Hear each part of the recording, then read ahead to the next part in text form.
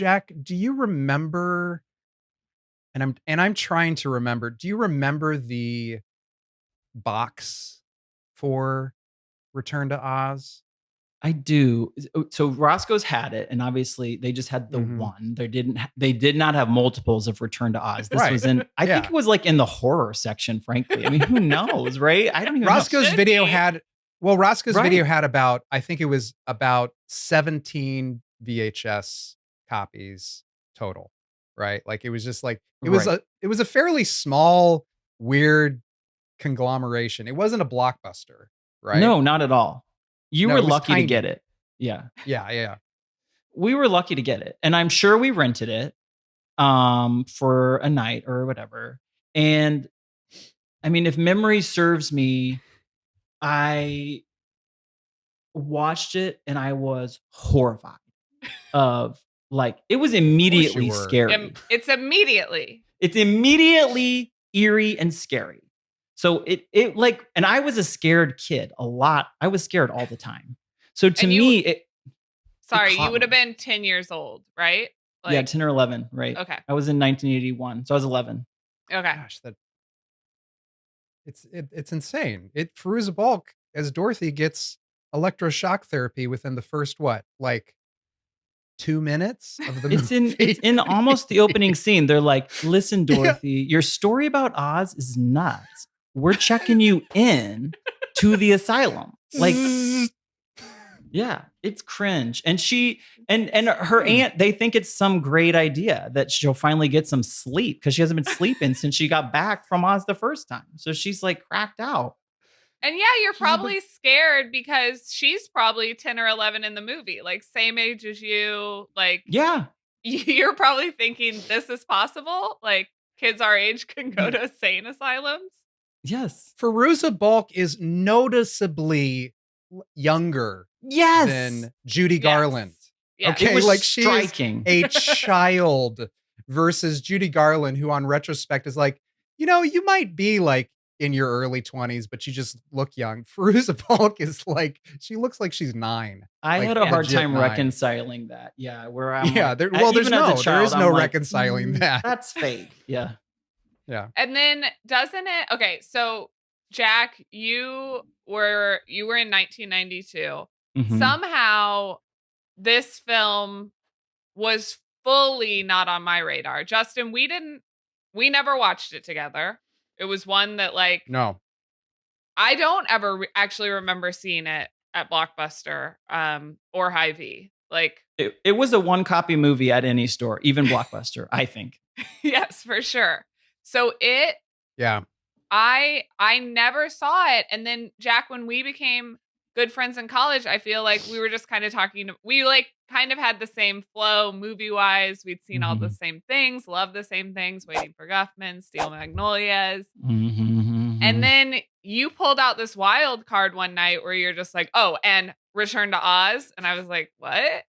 And it was like, you were so excited. You're like, you haven't seen Return to Oz. Like, you had this gift to give me, basically. I didn't even know it was like a cult classic until much later, probably until The Craft came out. And I'm like, whoa, that's Dorothy from Return to Oz. I hadn't seen her since. And then when The Craft came out, it came back to me and I rewatched it then. Yeah. And it is beyond insane the second time around.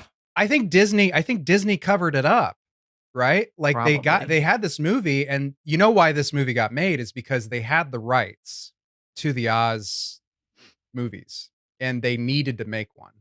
And so Walter Murch was this famous editor and sound guy, and they said, and he had never directed a movie before. He's like, hey, what do you want to do? What do you want to do? And he was like, I want to do an Oz movie. And so this was the result, and they were like, okay, well, thanks, Walter. We appreciate the movie. And then Walter Murch never directed a movie again. So but it's not a bad movie. It's just, no, it's fabulous. It's terrifying. And apparently, here's the other crazy thing about it. The books are apparently like quite violent and weird, like this movie. So he is being extremely close to the source material. So this is what actually reading an Oz book is like as a child. These That- were children's books. And this is what Frank L. Baum was writing back in the day. That probably makes more sense. I always thought it was just completely made up.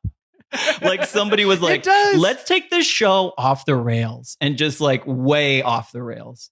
Well, what That's what drugs it's- was Frank L. Baum doing? The Wheelers are in the books.